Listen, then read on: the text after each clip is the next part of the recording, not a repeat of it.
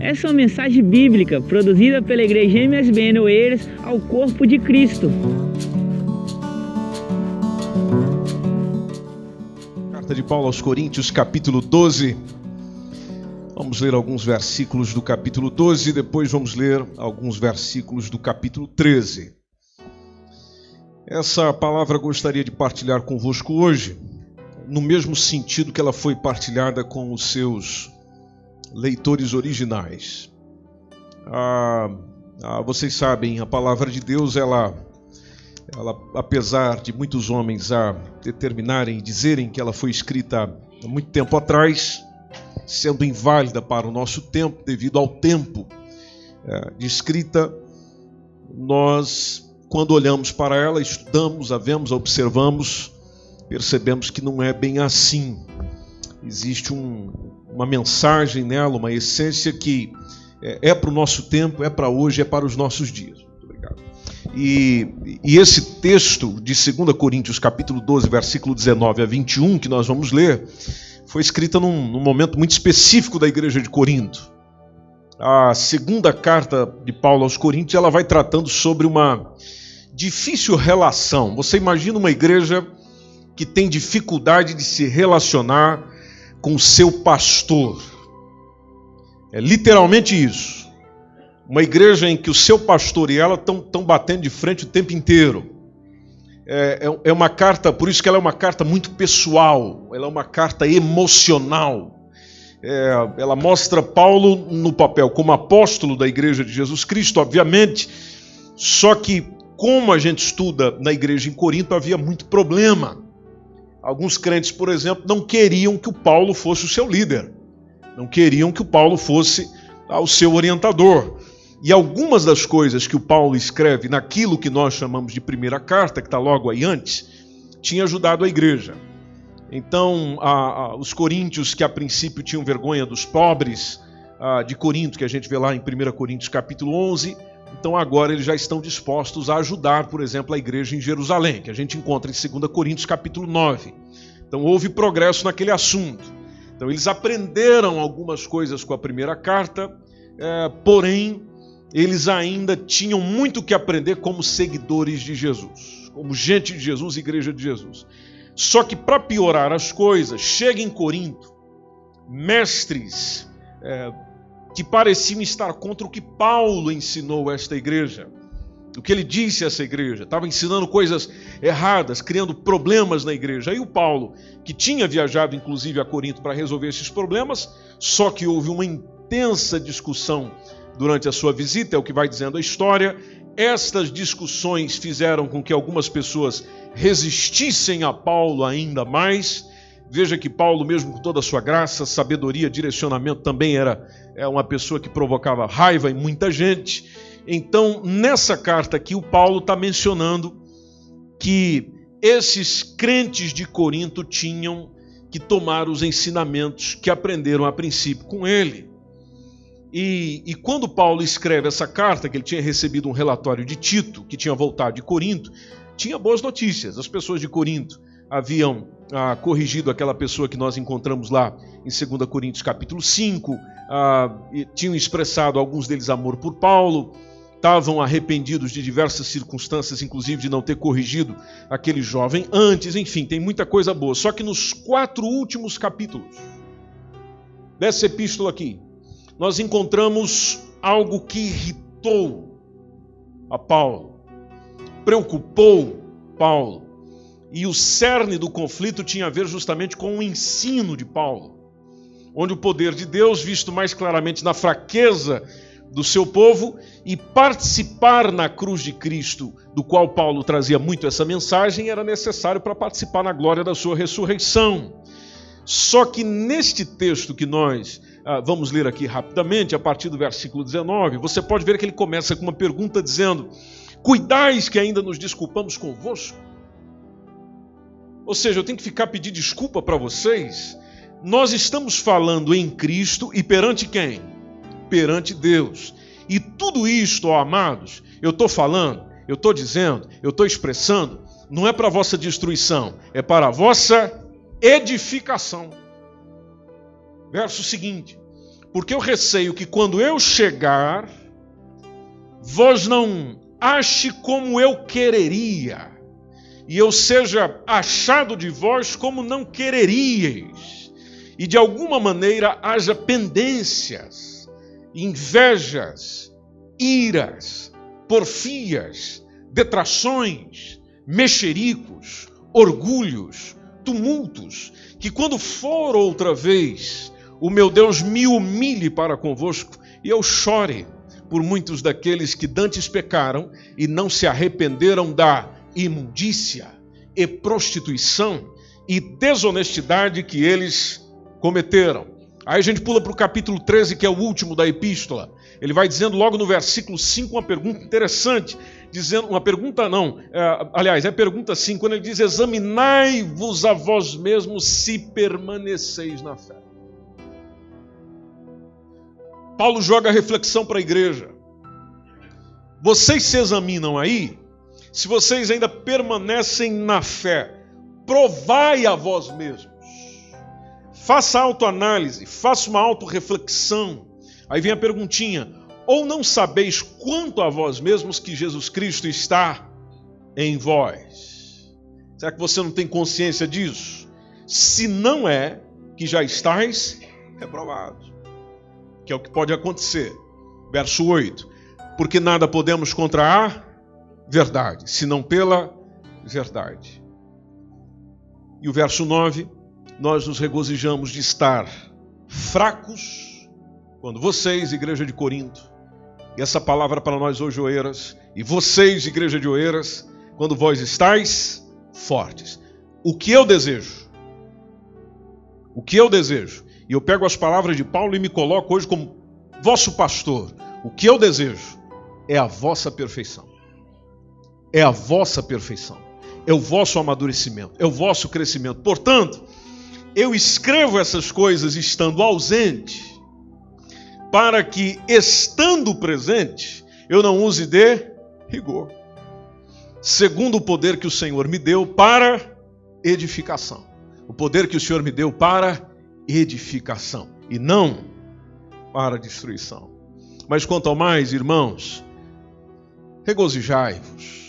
Regozijai-vos tem o sentido de alegrai-vos. Alegrem-se. Depois, sede perfeitos. Terceiro, sede consolados. Quarto, sede de um mesmo parecer. Quinto, vivei em paz. Consequência, resultado, o Deus de amor e de paz será convosco. Veja, práticas que garantem a presença de Deus em nós e entre nós. Alegrem-se, busquem a perfeição no Evangelho, consolem-se, tenham o mesmo parecer, vivem em paz. Deus de paz estará com vocês. O que me chama a atenção no texto que nós acabamos de ler é o do versículo 5, a parte A, que diz: examinai-vos a vós mesmos se permaneceis na fé, e provai-vos a vós mesmos. E se eu partilho convosco hoje num culto de ceia, porque uma das responsabilidades pastorais, e nesse momento isso cabe a mim, segundo o Evangelho, é disciplinar a igreja. Naturalmente, com amor, sempre. A fim de quê? A fim de que a igreja se desenvolva espiritualmente sadia, cresça de maneira sadia, vá desenvolvendo de uma maneira sadia. E essa era a preocupação de Paulo. Havia um grupo na igreja de Corinto que exigia provas de que, inclusive, Cristo falava por meio de Paulo. Tinha o pessoal pedindo prova disso. O que o Paulo faz? Ok, agora eu exijo de vocês que vocês se examinem e provem se estão vivendo mediante a fé em Cristo Jesus. Então, se você voltar no versículo 19 do capítulo 12, Paulo está deixando claro que a sua intenção não é ficar se justificando diante dos seus acusadores, ele está simplesmente defendendo o seu ministério perante o Senhor, que havia lhe chamado para esse mesmo ministério. Como disse, é uma carta pessoal, é uma carta de defesa, então ele está tentando provar à igreja que Deus era o seu juiz, de que a comunhão com Cristo dava-lhe autoridade para pregar.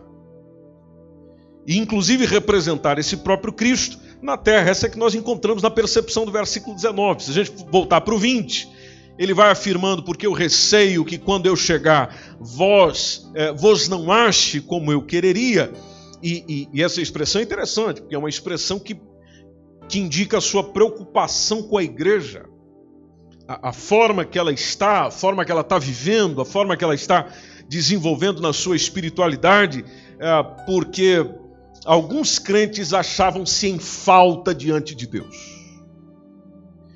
E meu irmão, é dolorido chegar para você, e não pense que é fácil, para mim, chegar para você, seja por telefone ou por mensagem escrita ou pessoalmente, e dizer que diante de Deus você está mal. É desafiante isso. Não é fácil isso. Principalmente se o fazemos com amor e preocupação. Muita gente não entende. Mas é necessário. Como é que poderia Paulo, sendo ele o apóstolo, o líder espiritual daquele rebanho, deixar as ovelhas sem a ministração da palavra de Deus? É por isso que às vezes o pastor enche as paciências. E hoje, com o benefício da tecnologia, enche o seu WhatsApp de mensagem, de ministração, de reflexão, que a palavra de Deus precisa chegar lá no teu coração. Hoje a distração é maior. Você não recebe lá só a palavra de Deus, você recebe muito lixo lá também.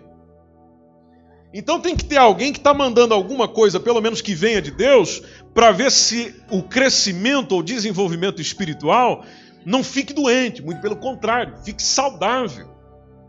E fique orientado exclusivamente pela palavra do Senhor. Então Paulo está usando a sua autoridade apostólica em Cristo, ciente de que não poderia, como pastor, deixar de tratar os pecados. Tratar os pecados que haviam comprometido a qualidade espiritual daquele rebanho. Então ele vai tomando simplesmente atitudes disciplinares e severas. Atitudes disciplinares e severas com relação aos seus membros, a fim de que, atenção, sempre com uma intenção muito clara e muito precisa, de que por causa do seu retorno à igreja, porque ele não estava presente lá, mas quando voltasse à igreja, ele não encontrasse os mesmos problemas. Bom, qual era a situação da igreja? Versículos 20 e 21. E nós lemos o texto. Os pecados que foram destruindo os alicerces dos coríntios. E que na afirmação de Paulo, durante toda a sua epístola, você pode estudar essa semana, tinham que ser eliminados. Quais os problemas da igreja de Corinto? Nós tínhamos pendências judiciais, eu estou pegando aqui o todo. A igreja de Corinto tinha problema com inveja. A igreja de Corinto tinha problema com ira, gente irada, gente nervosa, gente irritada, gente que briga facilmente. A igreja de Corinto, se você olhar para as duas epístolas que estão na sua Bíblia, tinha um problema de difamação, falar mal do outro. A igreja tinha um problema com mexerico, meter o bedelho na vida do outro. Orgulho, gente orgulhosa na igreja de Corinto. Tumultos, imundícia, prostituição, desonestidade, esse era o problema lá. E tudo isso ia evidenciando o quê? Que eles ainda não estavam andando completamente ou plenamente no Espírito. Então, se a gente pegar a lista de pecados, a gente fica até um bocado surpreendido, e é uma reflexão propícia para o tempo que nós estamos vivendo, porque era uma igreja com tantos dons, e inclusive uma igreja com uma forte manifestação do Espírito Santo, com muitos dons. Aquelas orientações que nós encontramos, dele falar sobre línguas, do pessoal falando em línguas de uma maneira à vontade, aquelas orientações que ele dá, aquelas orientações sobre os dons espirituais, como eles devem trabalhar, como é que eles devem ser geridos. Isso foi escrito à igreja de Corinto. E por que isso é propício e interessante pensar? Porque não significa que a espiritualidade de uma igreja, guarda isso no teu coração. Pelo amor de Deus, guarda isso no teu coração, para ver se você para com essa conversa. A espiritualidade de uma igreja não pode ser avaliada pela quantidade de dons. Eu vou lá porque lá acontece isso, tem aquilo, tal. Não! A qualidade espiritual de uma igreja, ela deve ser avaliada pelo seu caráter, pelo amor a Deus e pelo amor ao próximo. Não é o que acontece nela, é o que ela é. Se não existe amor a Deus nessa igreja, então tem algo errado. Ah, mas lá acontece isso, acontece aquilo, mas não dá para ir por aí, porque na igreja de Corinto também acontecia. E veja a lista de problemas que a igreja tinha. O apóstolo Paulo foi tratando desses problemas na sua epístola e foi deixando inclusive muita gente irritada. Você acha que uma pessoa que ouve a palavra de Deus, orientando sobre um pecado que ela tem, ela ficaria irritada, sendo que ela afirma que tem o Espírito Santo de Deus? Não, muito pelo contrário, agradeceria pela correção que vem do Senhor, por meio da sua palavra. E esses pecados estavam corrompendo os bons costumes, anulando a ética cristã, promovendo dissensão, divisão entre os santos, entre a igreja. Aí o apóstolo Paulo, como a gente percebe no versículo 21, vem com a disciplina dura, porém amorosa. Porque uma vez que ele menciona aqui no texto a sua tristeza e a sua frustração por aqueles que porventura não se arrependessem, conforme a gente acabou de ler. E no versículo do capítulo 3, entre o versículo 2 a 4, que nós não lemos, mas você pode acompanhar na sua Bíblia, nós vemos a intenção do apóstolo Paulo de querer promover a paz, de buscar o arrependimento dos pecadores. A ideia é fortalecer a fé, desenvolver o amadurecimento espiritual da igreja de Corinto, levar os pecadores ao arrependimento. Essa é a intenção. Só que, para isso acontecer, ele teria de ser rigoroso em sua repreensão. E é uma pena que tenha que ser assim. É uma pena. A gente deveria aproveitar as boas pessoas que estão perto da gente e fazer o máximo possível para desenvolver com excelência aquilo que somos chamados a desenvolver. Mas parece que a gente não consegue funcionar assim. Parece que nós só funcionamos debaixo de ordem, debaixo de pressão, debaixo de intensidade, de grito, de alguém cobrando. Se nós encontramos alguém que não cobra tanto, anuncia sobre a responsabilidade, mas não é daquele que está ali o tempo inteiro. Não, é alguém que vai respeitando o seu espaço, como dizem alguns. Aí, se a gente aproveitasse essa liberdade, essa tranquilidade e por si só desenvolvesse a caminhada, aleluia. Mas, irmãos, nós não temos conseguido ser assim. Tem que ter alguém ali, tem que ter alguém cobrando, tem que ter alguém ligando, tem que ter alguém clamando, tem que ter alguém exigindo, tem que ter, porque se não tiver, a gente não se comporta como deveria ser e conforme o Evangelho ensina que deveria ser. Por isso o apóstolo Paulo, um indivíduo que o pessoal inclusive criticava dele, tem uma postura firme durante toda a sua epístola. Não na intenção de prejudicar a igreja, ferir a igreja, machucar a igreja, não. É para tirar a ação do diabo que quer destruir a igreja. As ações diabólicas que vão neutralizando a igreja. E a igreja vai sossegando e vai parando e acha que está tudo bem. Não, não está tudo bem. Por isso que no capítulo 13, versículos 2 e 3, como disse, o apóstolo Paulo faz essa referência do seu apostolado, dizendo, olha, não fui eu que me escolhi. Eu estou exercendo essa missão aqui, mas não fui eu que me chamei. Há alguém que me chamou, alguém que me condicionou, alguém que me colocou para, no trabalho do Senhor Jesus, em primeiro lugar, ser um modelo de líder servidor. Diversas vezes o apóstolo Paulo disse isso. Olhem o meu exemplo, me imitem. E faz todo sentido, porque quando caminhamos pelo Novo Testamento, a recomendação é essa, de olharmos para os nossos líderes e os nossos pastores e imitar a sua fé. Essa recomendação de Paulo foi exatamente aquilo que está fazendo sentido dentro do Novo Testamento, para sermos coerentes. E assim como o Senhor Jesus agia com quem queria fazer brincadeira com a coisa, e nós pensamos sobre isso recentemente, quando falamos sobre os fariseus, por exemplo, lá em Mateus capítulo 23, o apóstolo também estava agindo em Corinto, falando com Corinto, ministrando a Corinto, lembrando a Corinto, para que eles pudessem deixar o que viviam, mas pudessem ao mesmo tempo continuar na boa coisa que viviam, que era constatar o poder de Deus na igreja e no seu ministério. Por isso que a Bíblia diz que a disciplina feita pelo Senhor aos seus amados filhos, a correção que Ele vai passando em nós, os ajustes que Ele vai fazendo em nós, as adequações que Ele vai fazendo em nós, nunca foi para nossa destruição. É simplesmente revelação do amor que Ele tem. E esse amor passa por aqueles que Ele verdadeiramente chamou. Por isso que uma citação, uma referenciação, que às vezes soa no seu ouvido como uma repreensão dura, não é com intenção alguma de te destruir, não, muito pelo contrário, é na intenção de, nesse amor que vem de Deus, fazer com que haja crescimento, amadurecimento, melhora, desenvolvimento. Logo eu preciso agradecer pelo que recebo e não reclamar daquilo que eu estou recebendo. Por isso que o versículo 5 do capítulo 13 que nós lemos, ele encerra com essa advertência, recomendando aos crentes. Esse é o meu convite para você hoje. Examine-se. Olha aí para si mesmo.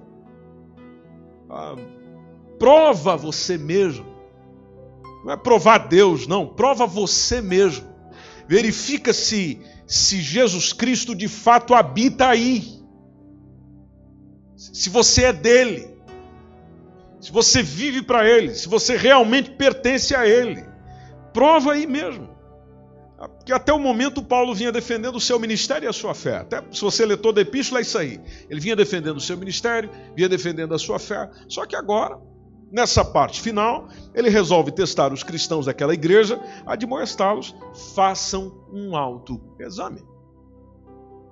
Ora, pela lógica e pela naturalidade, se Cristo verdadeiramente habitava neles, então eles não corriam o risco de serem reprovados, conforme o versículo 5 que a gente leu. E essa certeza, como é que a gente tem? Essa certeza é alimentada pela presença de Cristo na vida, naquilo que eu vivo, naquilo que eu penso, naquilo que eu sinto, naquilo que eu quero.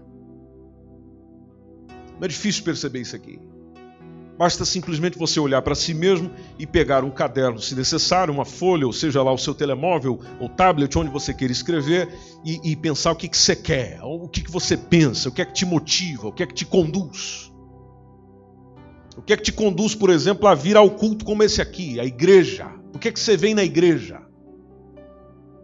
Se o indivíduo que não tem nada com Deus, não quer nada com Deus, nem acredita nele, chegar e perguntar para você por que você vai à igreja, o que é que te motiva a ir lá?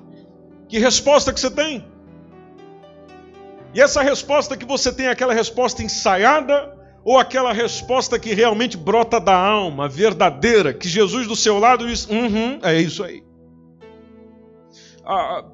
Se nós não estamos reprovados perante o Senhor, então, naturalmente, não há o que duvidar da autenticidade de um ministério de alguém que faz em nome e no poder do Senhor Jesus. Ou seja, as coisas vão sendo atestadas, as coisas vão sendo confirmadas por Ele mesmo. Então, Paulo, naturalmente, nessa expressão, sabe que os fiéis não vão temer essa autoavaliação, está simplesmente esperando que eles, assim como reconheceram a sua fé em Cristo, eles sejam capazes de reconhecer se o relacionamento é sincero, se o relacionamento é fiel diante do Senhor. E ele encerra com um desejo, que é o mesmo desejo que eu expresso nessa noite diante de vocês. Entre o versículo 7 e o versículo 9, do qual ele simplesmente deseja de que aqueles cristãos, vocês aí que estão lendo a carta, vocês que estão aí me ouvindo, ele deseja que esses cristãos sejam aprovados nessa autoavaliação. Ou seja, você autoavalia e pode simplesmente, com a certeza do Evangelho, dizer, eu estou aprovado. Paulo não está perguntando se a igreja o aprova. Ele está perguntando: vocês se aprovam diante do Senhor?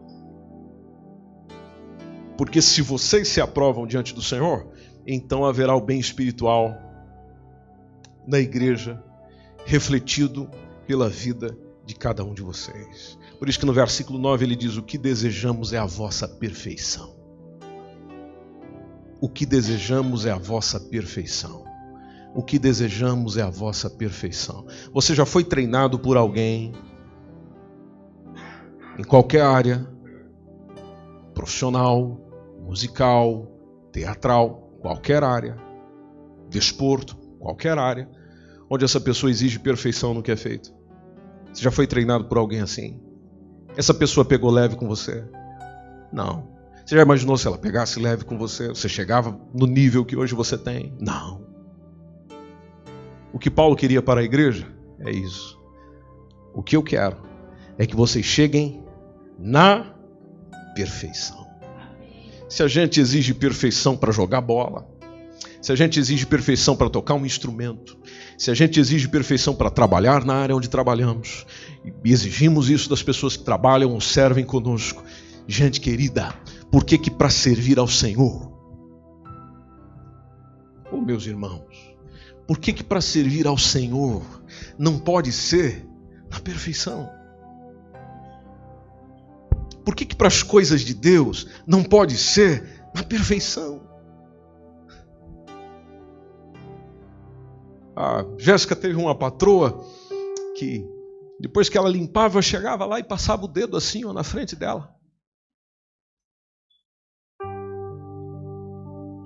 O que essa senhora queria?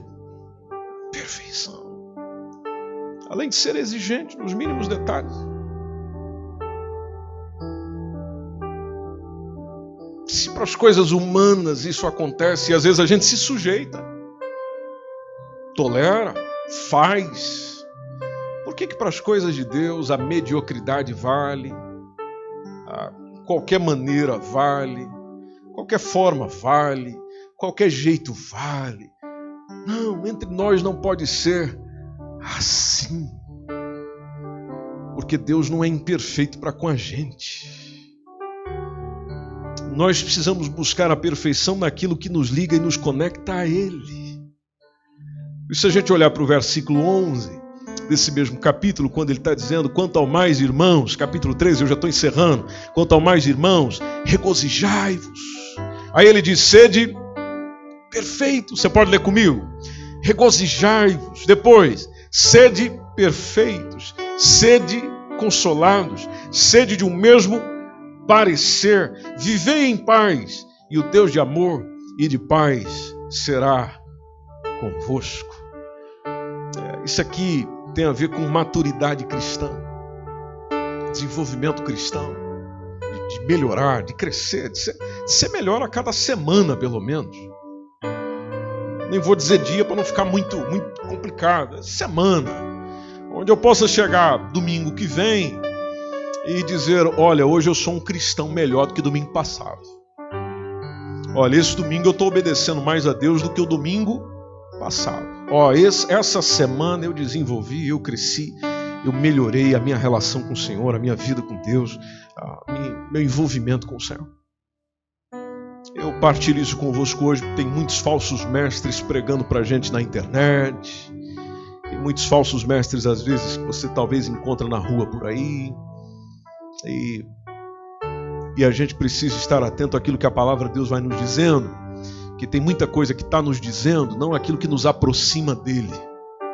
Parece que aproxima, na verdade, distancia. Porque vai contra diversos princípios da sua palavra. Então, eu sei que tem a parte do consolo, sede consolados, sede encorajados, e isso aqui lembra um pouquinho uma carta que ele está escrevendo também de motivação para a mudança de comportamento daquela igreja, mas essa referência do sede, terem o mesmo parecer e viverem em paz, mesmo parecer e viverem em paz, todos nós deveríamos estar comprometidos com aquilo que a verdade do Evangelho fala sobre esse assunto. Então, Não fique parado onde você está, achando que até onde você chegou é tudo que Deus tem.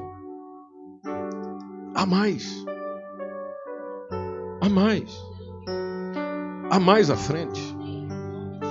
Há mais comunhão, há mais intimidade à frente. Há mais produtividade à frente, há mais eficiência à frente. Não é só isso aí não. Mas o que eu estou vivendo já está bom. Sim, mas pode melhorar. Porque Deus tem sempre mais do que nós imaginamos, pedimos ou pensamos. Esta foi mais uma mensagem bíblica produzida pela igreja MSBN Oeiras. Siga-nos nas nossas redes sociais, Instagram, Facebook, subscreva o nosso podcast e também o nosso canal no YouTube. Saiba mais em msbnportugal.com.